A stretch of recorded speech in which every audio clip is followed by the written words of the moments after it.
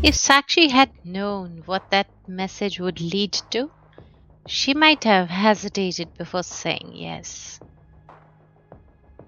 You're watching the fourth series of The Digital Love, entitled The Blind Date, on your favorite channel, The Talking Tales.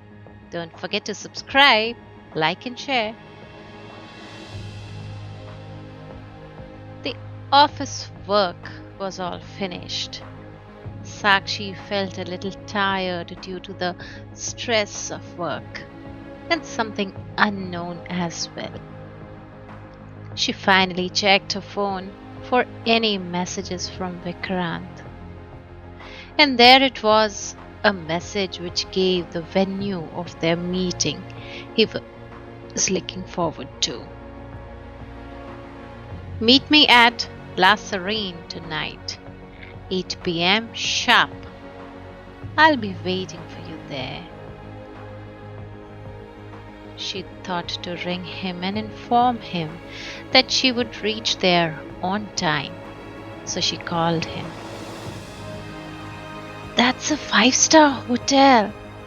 I thought we were going for a cup of coffee. But I'll be there on time, don't worry. Sakshi's heart fluttered with excitement and unease all at once. He has chosen an upscale restaurant that she had only seen in magazines, not the kind she usually visited. She thought why he wanted to talk there and in so urgency. When she reached home, the fire inside her intensified. She wanted to look different, absolutely beautiful, as he had once described. She still wanted to allure him through her looks, as it was his passionate words at first of what she felt in love with. She wanted to see the flow of these passionate words naturally, with ease. She took longer dressing up than usual, choosing a soft pastel dress and letting her hair fall over her shoulders. A matching set of heels and a handbag, and she was done. Quite thrilled, stirred in her chest all a while. The city night was alive as she stepped out. The hum of traffic, the glow of streetlights, the scent of rain clinging to the breeze. When she reached La Serene, her breath caught. Golden lights spilled onto the pavement. Guests walked in with elegant confidence, and the entire place felt far beyond her world. Sakshi hesitated at the entrance, smoothing her dress, calming her racing heart. What could he possibly want to talk about? Why did he choose such a grand place? Was she overdressed or underdressed? Were the questions she was constantly asking herself. Before she could gather her thoughts, she heard a voice behind her. Sakshi! She turned. Vikrant stood there, sharp, confident, smiling, as though he had been waiting for her since years. His eyes traveled from her face to her shoes, slowly assessing her, inch by inch, and then, as if he nodded in approval, "You're just perfect, absolutely gorgeous. a stunning lady. And Vikrant gave her a closer look again, proclaiming out of embarrassment, "Sorry, I can't take my eyes off you. Do you mind?" Sakshi blushed and lowered her gaze, a shy smile softening her lips. Her heartbeat raced, and she could not control herself falling for the man she was with.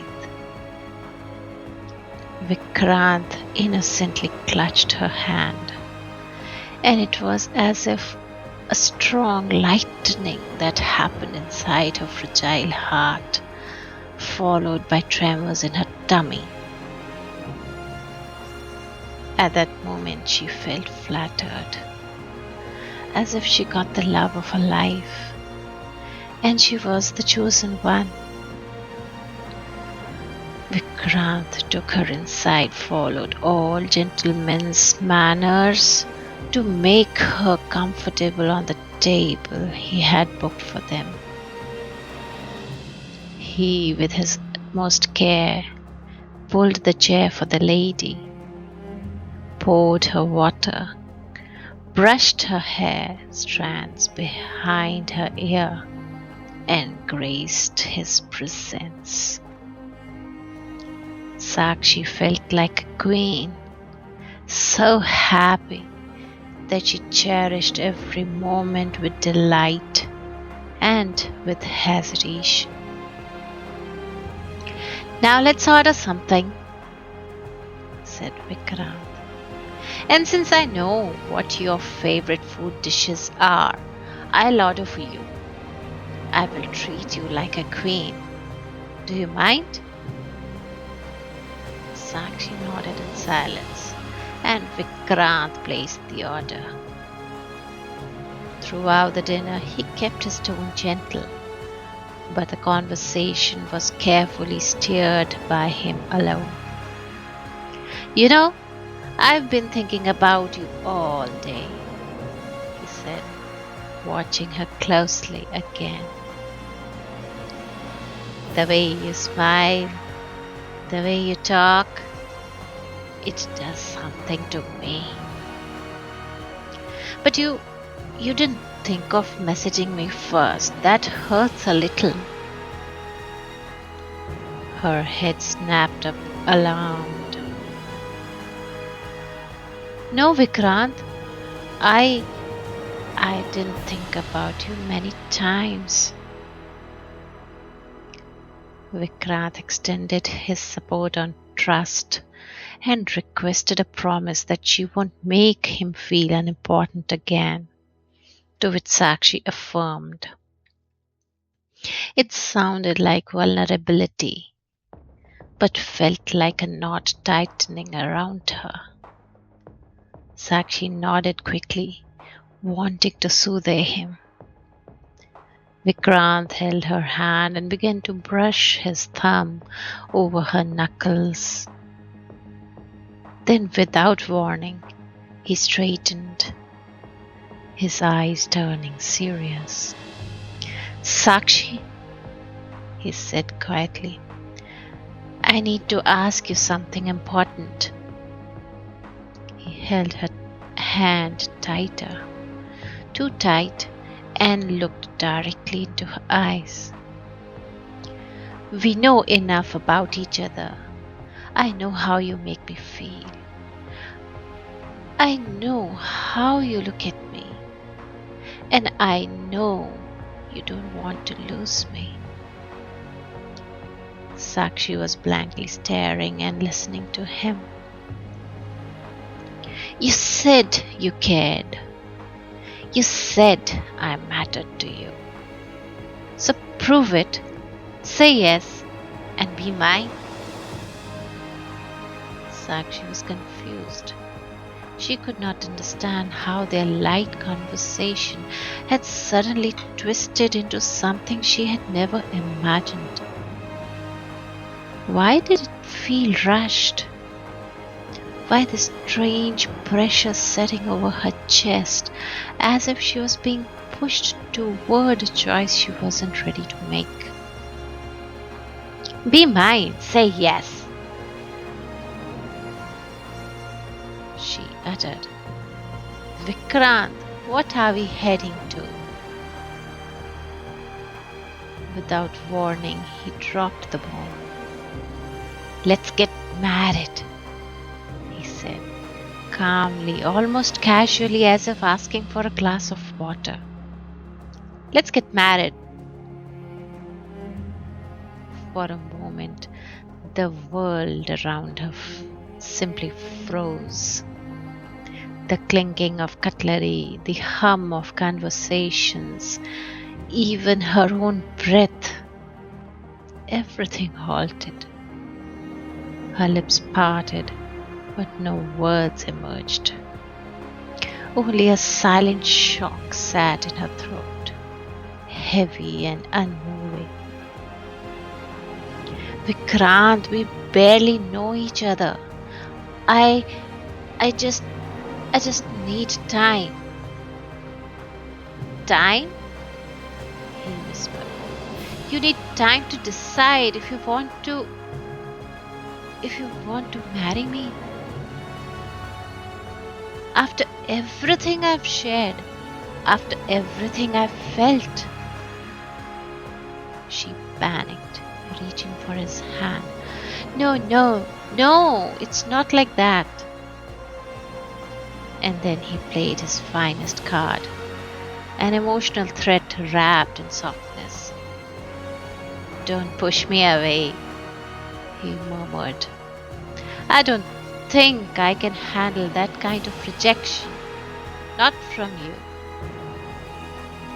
Her throat tightened, a swell of guilt pressing against her chest like a stone sinking deeper and deeper.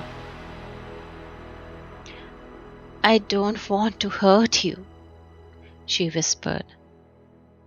Then say yes, he murmured, leaning closer. Don't break my heart. The drama had reached its ultimate end, with Vikrant manipulating the situation to win a yes from Sakshi. And for Sakshi, it all happened so quickly, while showing her the heavenly space Vikrant was captivating her into his world. And in the pressure of his silence, in the weight of his expectation, in the guilt threading through her ribs, she nodded slowly, barely audible. Yes. But as the night ended, Sakshi didn't realize that this beautiful evening had only been the beginning of something far more complicated. Walking away from La Serene, Sakshi felt like she had stepped into a dream, not knowing that dreams sometimes hide the deepest storms. If you like the story, do follow, like, and share.